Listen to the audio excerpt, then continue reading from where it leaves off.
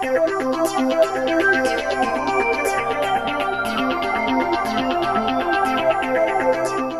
c'est l'événement Bromley, the Bromley Lecture, which some of you may know a little bit about. It's been going on for a number of years. And we have some guests here from George Washington University. We have somebody here formerly with the Office of Science, Technology, and Policy, who will be your speaker. And we have some wonderful students here from the University of Ottawa and elsewhere. Merci pour être venu. Je passe la parole à Marcel Merette, the Dean of Social Science at the University of Ottawa. Merci beaucoup.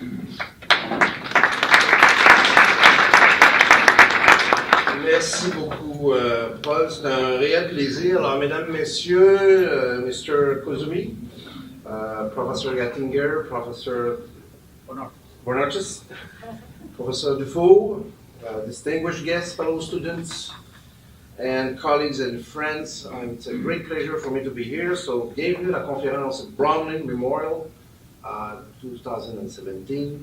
Mon nom, vous le savez maintenant, je suis Marcel Merette. J'ai le privilège d'être le doyen de la Faculté des sciences sociales et au nom de l'Institut de recherche sur la science, la société et la politique publique et au nom également de l'Université d'Ottawa, je vous souhaite la plus grande bienvenue ici ce soir.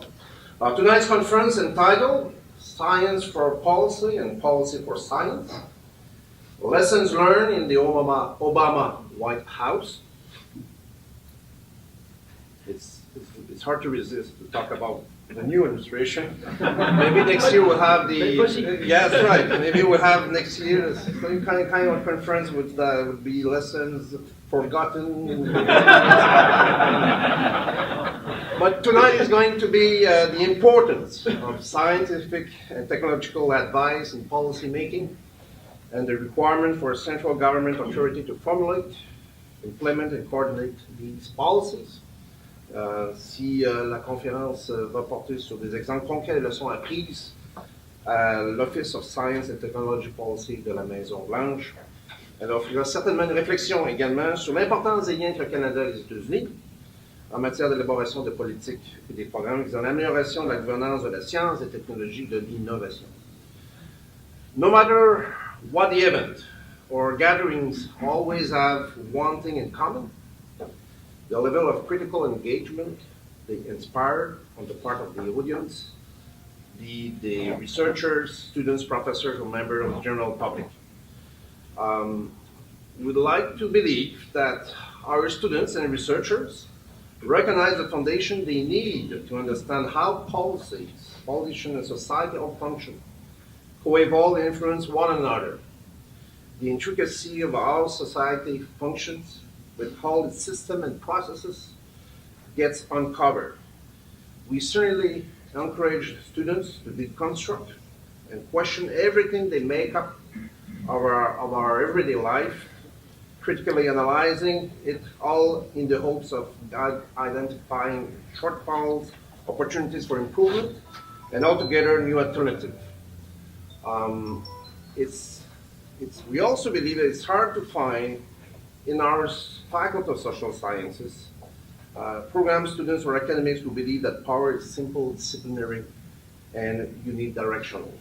Students invested, whether in social and political disciplines or in science and technology, have developed an understanding and appreciation for how complex and interdisciplinary the process of political decision-making can be.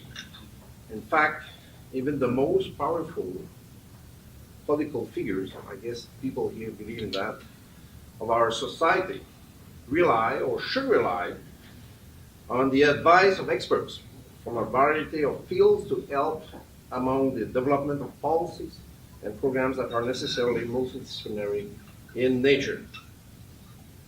Today's event will shed a bit more light on the rich nexus that is science, society, and policy.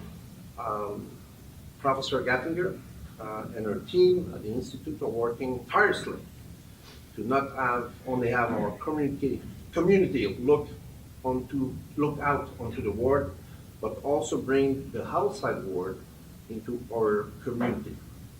It is in this spirit that today's event was organized. Alors, j'invite donc maintenant la directrice de l'Institut, Mme Monica Gattinger, à vous adresser quelques mots à propos justement de l'Institut de recherche sur la science, la société et les politiques publiques. Madame Gattinger.